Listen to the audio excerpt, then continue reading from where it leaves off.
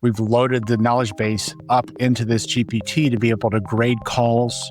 And so now they're getting real-time feedback on their sales calls. My daughter teases me that she says I'm having an emotional relationship with AI because I utilize it in so many different things. We are using it to help with meeting summaries and distilling some of our summaries, and that is a huge time saver from meeting recaps and follow-ups. How does AI do their formatting on the same topic? So it kind of helps me to strengthen my own voice in article. I was just in a bunch of meetings this week about all of our AI processes, and I'm totally confused. This stuff can really go to the nth degree. What Gemini told me that was super good, if you're going to walk people through this, why don't you start the channel and pre-record it? This is Real AI Use Cases Business Owners Roundtable with host Elizabeth Gearhart, podcast consultant, marketing expert, and PhD researcher using AI every day, and Richard Gearhart, entrepreneur, seasoned business owner, and intellectual property attorney specializing in innovation. Here's how real companies are using AI right now. Now it is time for Real AI Use Cases Business Owners Roundtable. I'm going to ask everybody here one way that they're using AI in their business. So I am going to start with you, Jace Graham with risingphoenix.com. What is one way that you're using AI in your business today? We are using AI in a few different places, but one that's really kind of created an impact directly is in ChatGPT. There's a way that you can set up your own GPT knowledge base where you can load the GPT up. So let me give you an example. I've got a sales team. We've loaded the knowledge base up into this GPT to be able to grade calls, provide feedback, provide an email back to the person that they talked to based on the conversation that they had. And so now they're getting real-time feedback on their sales calls because we've created a knowledge base and said, hey, here's what we're looking for. Here's how the call's supposed to sound. Here's what's supposed to happen.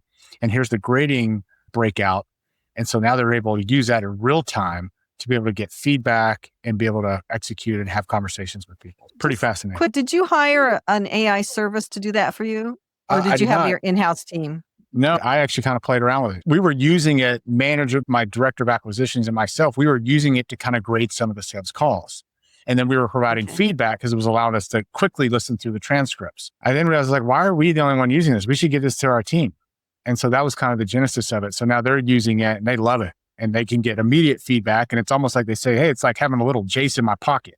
I don't know if that's good or bad, but we've made it kind of like it's stern. It gives criticism. It's not a lot of fluff and the team likes it. Oh, excellent. Amy Scruggs with amyscruggsmedia.com. What's one way that you're using AI in your business? I would say the most important for me is the repurposing of content for not only myself, but my clients, being able to really have those key sound bites and key clips, whether it be from our coaching so that I can send that to them for their review and their repurposing and their learning, or if it's being used for the public facing, for social media, their LinkedIn, for emails, whatever that is, being able to use AI to recreate and repurpose really great content and sound bites is a game changer. Excellent. Thank you. Jackie Jaakola with everycat.org. What's one way you're using AI in your business?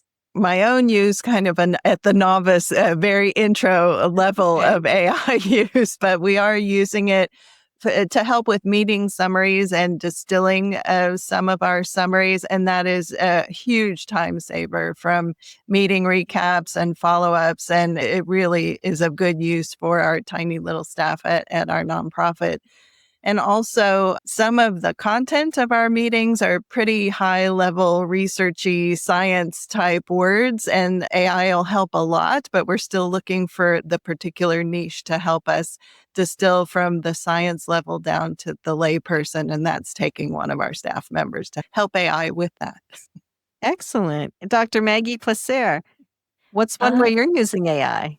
Yeah, I would say when I'm contributing to articles on behalf of Every Cat, I'll write my own response to whatever questions we're getting from the journalist. And then I'll also do a search to see maybe if I missed a resource, but also how does AI do their formatting on the same topic? So it kind of helps me to strengthen my own voice in article. Excellent. Richard Gearhart with Gearhart Law. What's one way you're using AI? I was just in a bunch of meetings this week about all of our AI processes, and I'm totally confused. I'll tell you, this stuff can really go to the nth degree. We're trying to use automation to help us with a lot of our administrative stuff. And all I can say is AI takes time sometimes. I mean, if you're using it for content generation, yeah, you get an instant answer and that's great.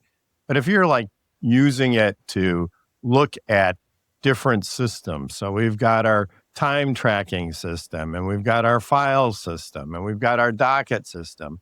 And there isn't a system out there that covers all of those. So we're trying to pull it all together with AI and integrate it. We've been working at this a while. And every time they say they have it ready to go, they say, oh, just one more thing we have to change. In some of those meetings, it's pretty detailed. You have to tell it every tiny little iota thing. Some of it is not always consistent. I mean, if you ask the same question twice, you get two different answers, right? And so if you're using it with data and stuff, you have to be really careful that you set it up so that you get it done in a consistent way. Okay. So for me, Elizabeth Gearhart with Gear Media Studios, I have a meetup group called Podcast and YouTube Creators Community. And we have a Facebook group, and people asked for us to do a demonstration on how to start a YouTube channel. I have a bunch of YouTube channels, but I hadn't started one for a few months. And I thought, well, there might be some stuff I don't know. So I asked Gemini, and I watched a couple videos. It's like, yeah, I kind of already know all this stuff. But what Gemini told me that was super good was if you're going to walk people through this, it's on Zoom, but also in person. We're doing this hybrid thing. Then why don't you start the channel and pre-record it, like screen record yourself doing the channel. And then when you have, because you have to wait for two-factor authentication, all this stuff, then you can edit that. And then you can put a really polished product up there for people to watch during your meetup so they're not sitting around waiting for the two-factor authentication to come through. And I thought that was really smart. That is really smart. It feels like four-factor authentication now. Every time you try to sign in, it's like, you got to get the password, you got to go, and then you put something else in, and you get caught in this infinite loop. By the time you're done actually authenticating and you get into the software, it's time to go home. So...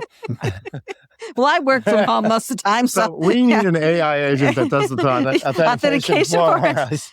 My daughter teases me that she says I'm having an emotional relationship with AI because I utilize it in so many different things. Any AI platform that's available that I see is credible, that works, I use it for everything, even maintaining my daily journals and my daily protein counts, all the different things, let alone in my business. How can I simplify this? It's amazing. Do you talk to it about personal stuff?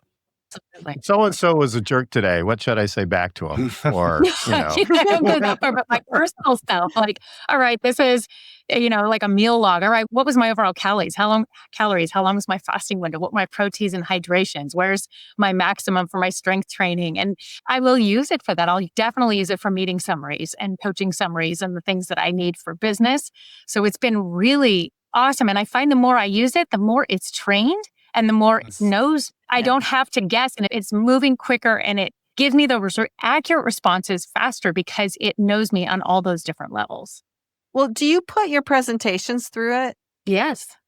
Yeah, I do too. And I think when you put your presentations through it, it really gets to know you. I see Jace nodding. Do you put all your content through it, Jace? I kind of cut my teeth on ChatGPT, I'd say a little over a year ago. And now I'm kind of moved on to like Manus and Claude. And Manus is like phenomenal at building out presentations and graphics. And it's great. You can load a brand guide up and it can kick out some quick presentations based on what you want to talk about. Claude, it's on a whole nother level. I mean, it makes ChatGPT look like a baby. We're using it in various capacities. We've got an AI agent that does subtle follow-up through emails and text, ultimately trying to book an intro call. What's cool about it is that her name is Ashley Irwin, AI. She is actually reading through the knowledge base of the lead in the CRM and actually sending out emails that are sound very personal based on where that particular lead is in the journey versus just a templated email out. It's very intuitive, interactive. Yeah, it's interesting you say that because that is kind of what Gearhart Law is working on right now too. But we look at everything. I'm a little scared of agents because they just do everything. I kind of feel like we need to look at it before they would send it out. I use it too. Sometimes I'll get an email string and I'll put it into Copilot, because there's that confidentiality shield with Copilot that's not present in the other LLMs. And I'll say, where is this person coming from? Because I don't understand what they're trying to say. And I'll talk with them about it like, well, what kind of approach should I take here? What do you think about that? And gives me ideas and perspective. And maybe you should start using that for me. And you could understand where I'm coming from once in a while. I don't even think AI can figure you out, Richard. Sorry. So Maggie and Jackie, do you want to chime in here? I do know that veterinary students are coming out of school and able to use AI to interpret blood work and things. And of course, they need to have the knowledge base to then review it and make sure it's accurate. But I know on the medical side, it's helping some people maybe have a better understanding of what the numbers mean. Richard, one way it does benefit you is I get into fights with it. Yeah, so I don't get the brunt of it. Thank you. Thank you, AI. But I mean, do you guys get mad at it when it's wrong? It usually backs down, Yeah, okay. I hear you. I get you. I've prompted the AI itself, whether it's Chat or Claude or Manus. You can go in and kind of prompt it and say, hey, don't agree with everything I say. Because you can see sometimes it's like very agreeable and so nice. And I'm like, don't agree. I want you to fact check, question, all the things. So you can kind of tighten it up so it's not as agreeable. But I'm very nice to it because I don't know what's going to happen 5 years from now. And Right. I want to make sure they know that I'm on record talking to it very nicely and thanking it and all the things. Yeah. Oh, I will thank you. Oh, I never always do. say thank you. That was very cool. I think it's made me ruder because I really have to catch myself. I just type in exactly what I want. And then when I'm sending emails to people, I'm starting to do that. And I'm like, oh no, I got to go back and say like, it was nice talking to you the other day. But I heard about Manus at PodFest in January and I started using it. And what I found with Manus was its design for presentations will blow your mind. It looks like the top marketing person at Google did the presentation or something, right? But you have to give it exactly what you want. Now the top marketing person at Google is very concerned about their job. Well, I don't think that. I had to go through and say exactly what should be on each slide and give it exactly the content. And it likes to put its own little 2 cents in there. But the design was really nice. So Jace, are you finding that with yours? Are you changing a lot? We've got brand guides that I would load in. And so it's got kind of a knowledge base that it's working from font type to a color scheme to all that stuff. It gets to a point where it's really good. And then sometimes I just hand it over to our designer to kind of polish it off and make it look just because for me going back and forth and trying to get it down to just perfect sometimes is more cumbersome than just saying, hey, here's what I'm going for, hand it over. And then they're kind of doing the final pieces. And for the content piece, I'll pull it into PowerPoint. It's a PowerPoint.